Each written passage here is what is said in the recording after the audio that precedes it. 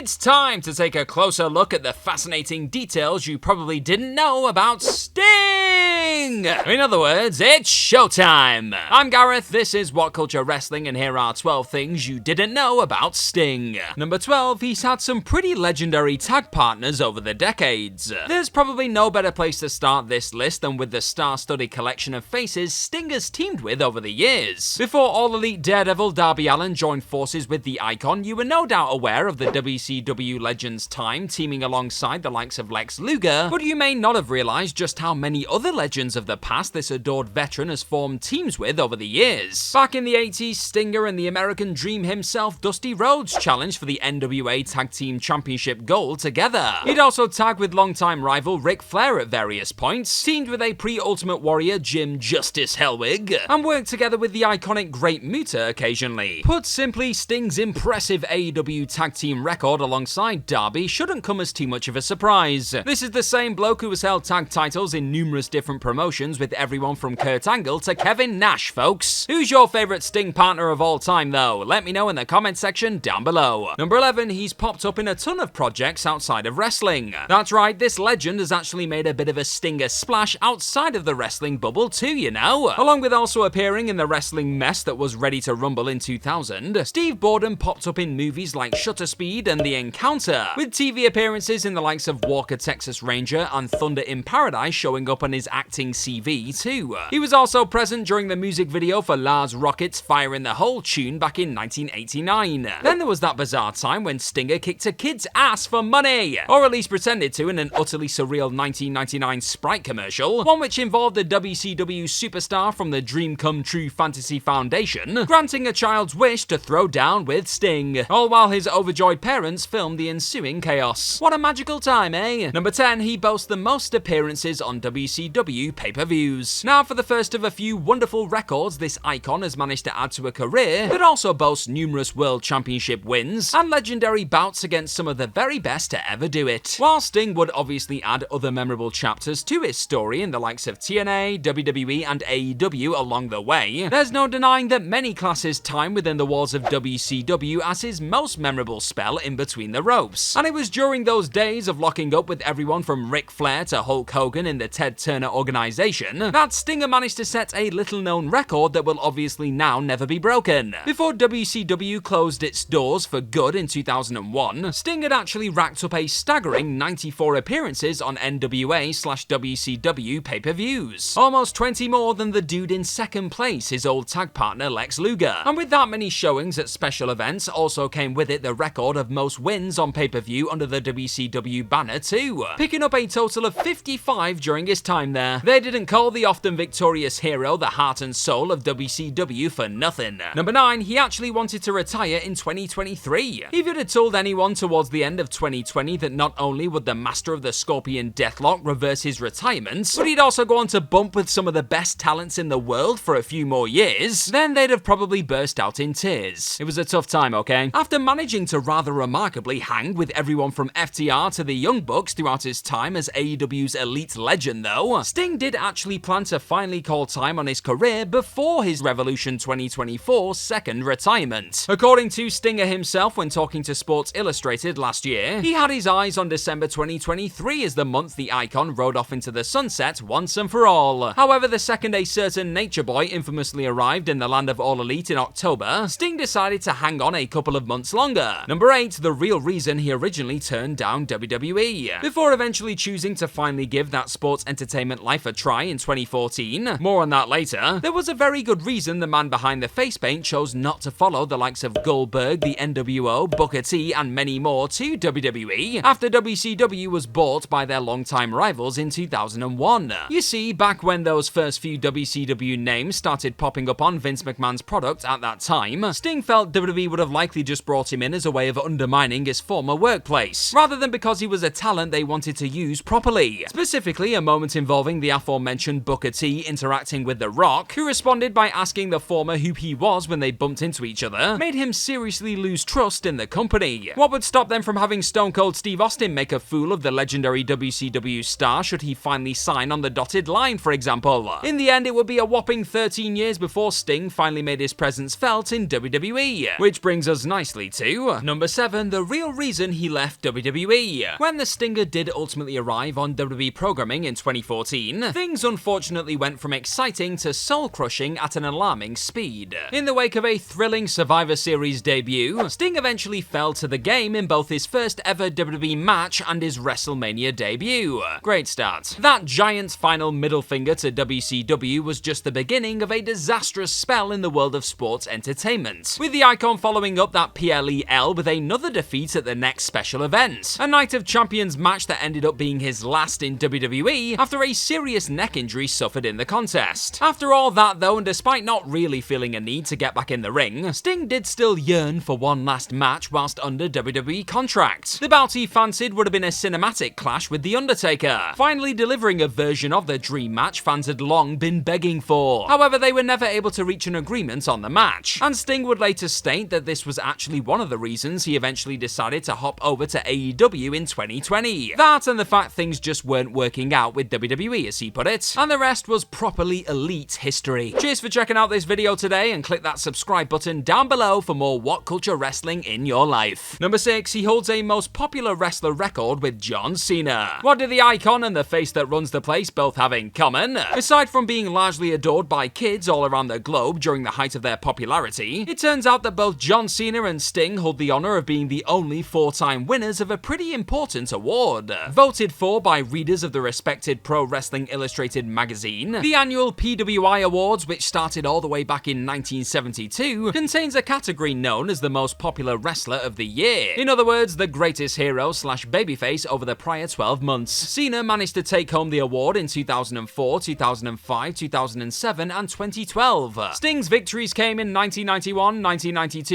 1994, and 1997, highlighting exactly who WCW's top babyface hero was during the company's rise to becoming the biggest promotion in town for a time. No one has won said award more than the two legends, with Jon Moxley, Hulk Hogan, and Dusty Rhodes coming closest with 3 victories each. So that settles it then. Both Cena and Sting are technically the most popular babyfaces in wrestling history, because that's how these things work, right? Number 5, he was once voted the greatest ever United States champion by WWE fans. On top of collecting a staggering 6 WCW World Heavyweight Championships, 3 WCW World Tag Team Championships, and numerous other accolades whilst being WCW's super popular surfer / crow, this Icon also boasts a number of wonderful runs with that company's United States Championship strap too. Those strong reigns saw Sting battle it out against the likes of Cactus Jack, Steve Austin, Rick Rude, and Meng, and they clearly made an impression on not just WCW lovers, but WWE fans as well. Jumping back to 2013, before Sting had even made his debut for the sports entertainment company, the legendary WCW man actually earned himself top spot in the US title category within an online WWE poll deciding who the greatest champion was for each belt. Hulk Hogan predictably came away with the most votes for best WWE champion, Chris Jericho for the Intercontinental Championship, and then you had the odd winners of D-Generation X for the greatest tag team champions of all time. Yeah, that one was a bit weird. But among all of that was the revelation of WCW's top hero Sting, sitting at the top of the United States champion pile on a WWE site, picking up 53% of the votes and beating the likes of Ricky the Dragon Steamboat and Sergeant Slaughter in the poll. And it's hard to argue with their choice, isn't it? Number 4, he's the first man to be inducted into the TNA and WWE Hall of Fame. In that time between refusing to join WWE post WCW acquisition and eventually deciding to take a chance on the sports entertainment life, Sting put in a hell of a shift over in total non-stop action. Here, the respected veteran produced even more magic opposite the likes of Kurt Angle, Samoa Joe, and AJ Styles, showing a whole new generation exactly why he was one of the true GOATs of the business. And after spending almost a decade as part of the TNA machine and giving his all to this WWE alternative, Sting was finally rewarded with the honor of being the first ever inductee into the TNA Hall of Fame in 2012. Fast forward a few years and the Icon would then earn himself a place in WWE's own Hall of Fame in 2016, headlining that year's class. This also technically made the legend the first ever person to appear in both the TNA and WWE Hall of Fames, with Kurt Angle, Jeff Jarrett, and the Dudley Boys eventually earning that same honor later down the road. Number 3, there are some things he has not actually done in wrestling. As difficult as it may be to believe, given what you've already seen throughout this very list, there are actually a number of things and feats even the great Sting has never achieved during his iconic wrestling career. With the star only really being an active member of the WWE roster for a cup of coffee, the multiple-time world champion didn't ever get the chance to appear in legendary matches like the Royal Rumble or Hell in a Cell. Could you imagine that visual of the dead man and the icon staring each other down in the middle of that latter hellacious structure? It would have been magic. He also never ended up catching any WWE gold during that short in-ring stint. Not even another little spell holding that United States Championship strap he was voted the greatest ever holder of. And despite sharing a roster with them for a time, he also wasn't ever given the opportunity to lock up with CM Punk or Cody Rhodes in AEW, though he'd at least team with the former a few times. Speaking of AEW, this legend has also gone his entire All Elite run without ever once competing in a singles match too. Despite not ticking off these specific boxes though, you can bet just about every wrestler out there would give their right arm for a career even half as renowned as Stinger's. Number 2, he ruptured his spleen in WCW vs Vader.